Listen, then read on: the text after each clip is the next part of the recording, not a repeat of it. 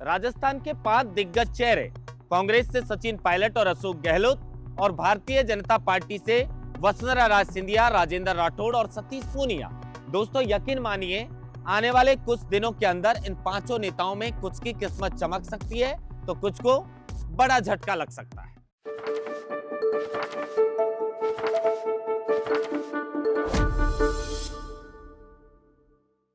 सवाल लोग एक ही पूछते हैं कि भैया अब तो भजनलाल शर्मा मुख्यमंत्री बन गए, वसुंधरा राज का क्या होगा। कुछ लोग कहते हैं कि आने वाले समय में तो सभी लोग ये चाहते हैं कि सीएम सचिन पायलट को बनाया जाना चाहिए, तो फिर अशोक गहलोत का क्या होगा।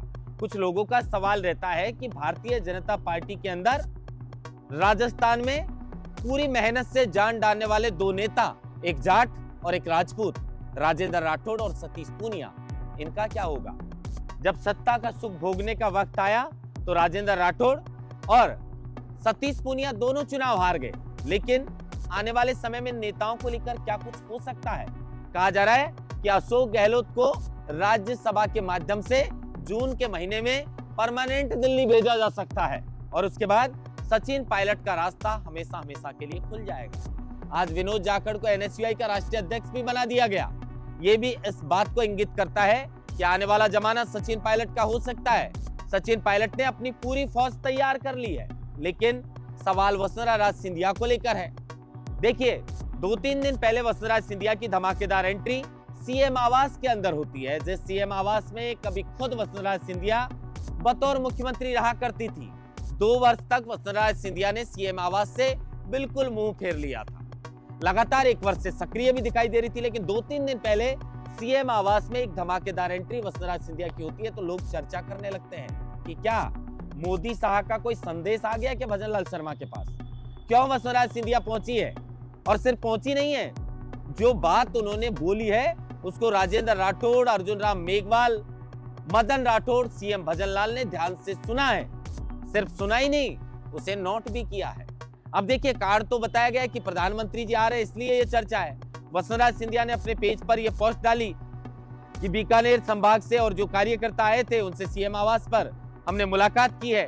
विकसित भारत और विकसित राजस्थान को लेकर जो बजट आया है, किस तरीके से हम उस मुद्दे पर काम कर सकते हैं, किस तरीके से प्रधानमंत्री मोदी ने जो विकसित राजस्थान और विकसित भारत की जो बात कही है उस पर हम किस तरीके से उसे धरातल पर उतार सकते हैं, इसलिए ये मीटिंग थी, इसलिए ये मुलाकात थी। लेकिन हर मुलाकात के अपने अपने मायने होते हैं। कहा जा रहा है कि जैसे ही राज्यसभा चुनाव की 37 खाली होने वाली सीटों को लेकर चुनाव आयोग ने ऐलान किया है तारीखों का, उसके बाद चर्चा अब राजस्थान पहुंच चुकी है, क्योंकि जून के महीने में राजस्थान की 3 सीटें खाली होने वाली हैं। तो कहा जा रहा है कि 3 सीटों में 1 सीट कांग्रेस के पास, जिसमें अशोक गहलोत को दिल्ली भेजा जा सकता है। तो अब भारतीय जनता पार्टी राज्यसभा किसे भेजेगी। सतीश पूनिया और राजेंद्र राठौड़ दोनों ही मोदी और शाह की टीम से बेहद करीबी हैं अब इस टाइम।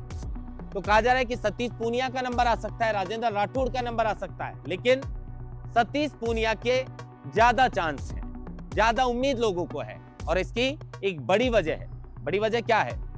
देखिए, राजपूत चेहरे को साधने के लिए पहले से ही दिया कुमारी को उप मुख्यमंत्री बना रखा है, गजेंद्र सिंह खींवसर को चिकित्सा मंत्री, और उसके अलावा राज्यवर्धन सिंह राठौड़ को भी कैबिनेट में मंत्री बना रखा है। यानी 3-3 कैबिनेट मंत्री हैं और उनके पास महत्वपूर्ण विभागों की जिम्मेदारी दी गई है। तो कहा जा रहा है कि राजपूतों को भारतीय जनता पार्टी ने साथ दिया, इसलिए राजेंद्र राठौड़ के कम चांस हैं, लेकिन जाटों को साधने के लिए सतीश पूनिया के नाम पर बीजेपी दांव खेल सकती है।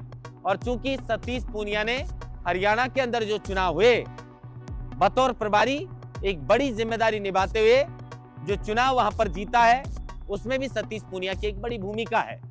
कहा जा रहा है कि राजेंद्र राठौड़ को इसलिए भी बनाया जा सकता है क्योंकि वसुंधरा राज सिंधिया का तोड़, या उन राजपूतों को जो वसुंधरा राज सिंधिया की वजह से टूट रहे हैं, बीजेपी से दूर जा रहे हैं, उनको राजेंद्र राठौड़ के माध्यम से बीजेपी के साथ जोड़ा जाए, रोका जाए।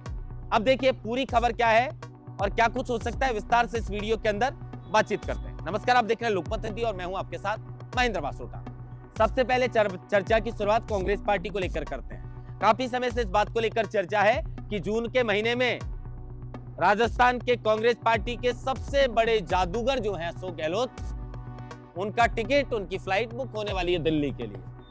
वो भी जाए तो कोई बुराई की बात नहीं है, राज्यसभा सांसद कोई छोटा पद थोड़ी होता है। लेकिन जिस नेता को पार्टी का राष्ट्रीय अध्यक्ष बनाया जा रहा हो, लेकिन उस वक्त दिक्कत एक हो गई कि वो जो सीएम की कुर्सी थी वो चिपक गई थी।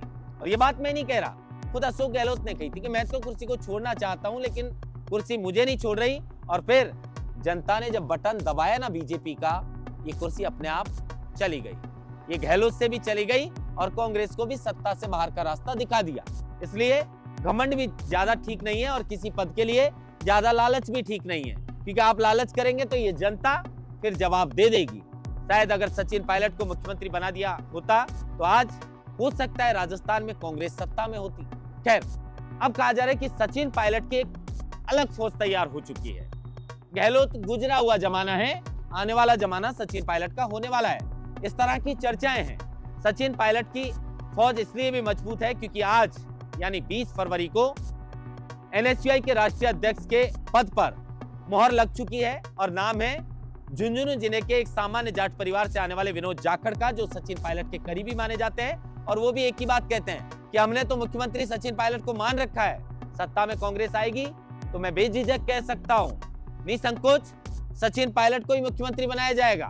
और अब कहा जा रहा है कि जिस तरीके से कांग्रेस में एक अलग फौज पायलट की तैयार हुई है, आने वाले समय में सचिन पायलट का दौर आने वाला है। जून के महीने में अशोक गहलोत को राज्यसभा भेज दिया जाएगा, इस बात का इंतजार रहेगा। लेकिन अब बीजेपी पर लौटेंगे। चर्चा शुरू होती है जब वसुंधरा राजे सिंधिया की सीएम आवास की ओर धमाकेदार एंट्री होती है। लोग कहने लगे कि भैया क्या आदेश आ गया, क्या मोदी साहब का कोई संदेश तो नहीं आया? आखिर क्यों वसुंधरा राजे सिंधिया सीएम आवास पहुंच गई? वो तो कहने लगी कि मैं तो कार्यकर्ताओं से संवाद और विकसित भारत और विकसित राजस्थान के लिए एक चर्चा पर गई थी। लेकिन इसके पीछे की वजह लोग अलग अलग निकालने लगे।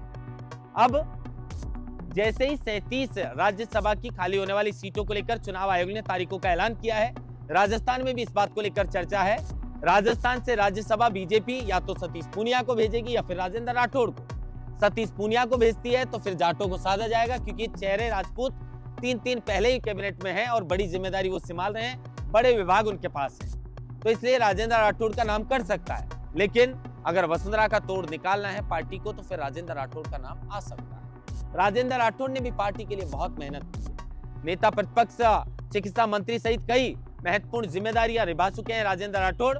और सतीश पूनिया ने भी पार्टी के लिए बहुत संघर्ष किया है। अब देखना होगा, जून के महीने का इंतजार है, बीजेपी से कौन कौन राज्यसभा जाएगा और कांग्रेस गहलोत या फिर किसी दूसरे नाम पर मोहर लगाने वाली है। और अगर ऐसा होगा तो कांग्रेस पार्टी में सचिन पायलट की किस्मत चमक सकती है और बीजेपी के अंदर किसकी किस्मत चमकेगी, जरा कमेंट बॉक्स में अपनी राय जरूर बताइए।